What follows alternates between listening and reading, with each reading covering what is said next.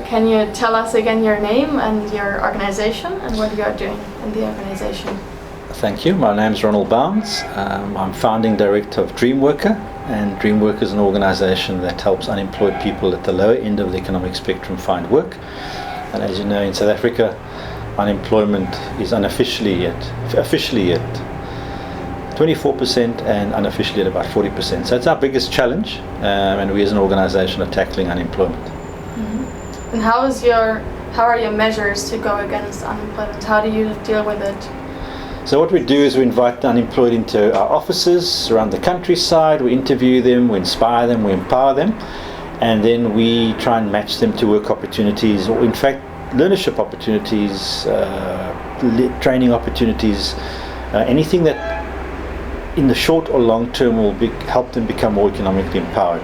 And we measure that through days of work. We measure that how many days of work does a person through our hands or our means get them going. It could be a full-time job, it could be a part-time job, and we ensure that we link them to opportunities that are genuine and valid.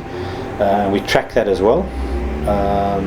And over the last short while, 6 years, we've had about 16,000 people come through our doors, and we've facilitated almost, at the end of this month, will be 1 million days worth of work, which has put about 130 million rands worth of wages back into the hands of the previously unemployed. That may sound that we've done a great job, but we think we've only just begun. And what is your personal motivation to work in this field?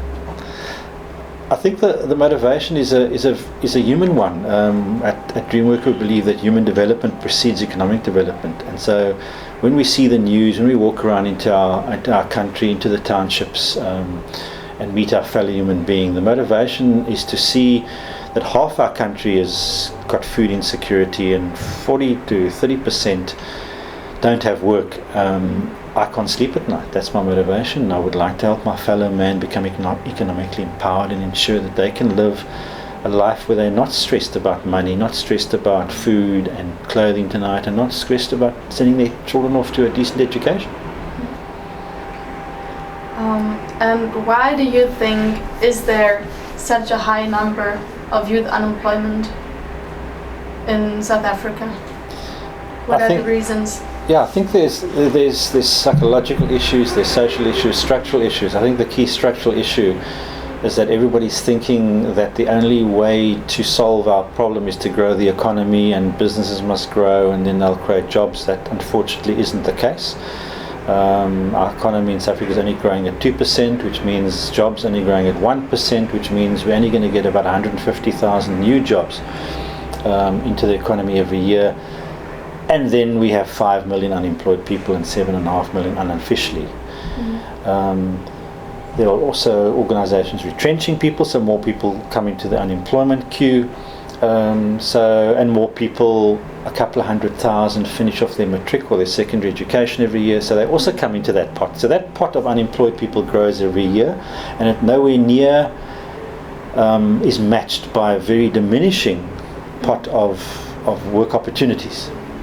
So there's this mismatch of supply of work, which is small, and demand for work, which is huge, and it's just ever growing in this country. So we have to look at other means. Do we look at entrepreneurship or do we look at self-employment? But certainly trying to grow the economy and create more jobs for an ever-growing unemployment base, never going to work in this country. And you told us something about Ubuntu. So what is Ubuntu, and why do you think it has impact on your work? Yeah, I think Ubuntu is very special. It's part of our Dream Diamond process, where we're trying to inspire and empower people to live their fullest life on purpose, and live their dream every day. And the Ubuntu concept is, I am me because of you. I am me because of the community, and I don't exist or can't exist and function properly if the community doesn't support me. And we chatted earlier that it could be something like socialism, but take that label out. It's not socialism. It's really the community caring for all its members, old and young. Those where in the old tribes the young were mentored by the elderly, while the middle-aged went out and did the economics of the tribe. Now that Ubuntu needs to be shared, as opposed to organizations that just go off and make their own profits and their own sales and keep all the money to themselves. Ubuntu concept that says, let's all do that together. But let's share that around. And some may work harder, so therefore they get rewarded harder. Some may want to be lazy or play a bit more, and that's all okay. But are we sharing that wealth? People probably don't understand that there's $222 trillion in the economy as recorded. It's probably more than that, which means that if you divide by the average population around the world, every adult can have about $500,000 now if we spread that in an Ubuntu way. That's surely enough for us to kind of live and become economically viable. And from there we can grow whatever we want. Some people may say, I'm just going to do something small in my lifetime. Others want to make thousands of bicycles and sell them. But the Ubuntu says, let's just share that as opposed to just owning it solely for yourself. And as I grow within that community, so the others grow around me. So it's a kind of an inspiring and heartfelt approach rather than the hard. So it's the heart of humanity as opposed to the head. The head says, let's make a profit, grow the economy, and let's make this work. The heart says, how can we share this? And Nelson Mandela was probably our finest exponent. Having spent all that time in jail, he came out and just wanted to share his love of life and his compassion for the world. And we need to take that lead to say, let's not focus on how businesses can grow an economy. Let's focus on how we get human beings fed and nurtured and looked after. That comes back to the youth. How do we get them into that space where they understand Ubuntu in the beginning, and start sharing those principles now with themselves at an early age, rather than going into the workplace thinking, I'm single-mindedly now to go and make a business and profit for myself. So it's a different way, but Ubuntu operates very well at a social level, but it kind of bounces and heads up against the very hardcore economic principles we've been living with for the last 100 years. Is there anything you would like to say in the end? I think we've got a massive challenge worldwide, and I think we've got a massive challenge in this country. And what DreamWorker's is trying to do is tackle it from a human development space. Because if we give the capacity to the human being individually and collectively and say, how do we make this work? And how can we become an inspiring nation, an empowering nation through the concept of Ubuntu?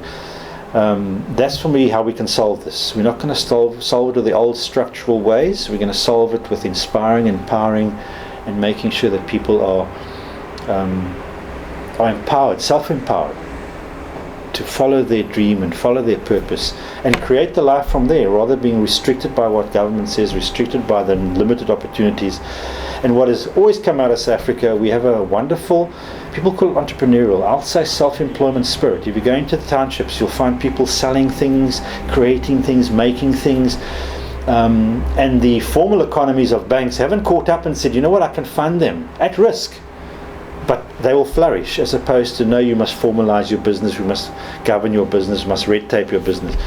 That's the shift we need to make. Just inspire and empower people to go and do what they need to do individually, and let's not put a policy to it, let's not put a framework to it, and let, I think, the youth of this country show us the way.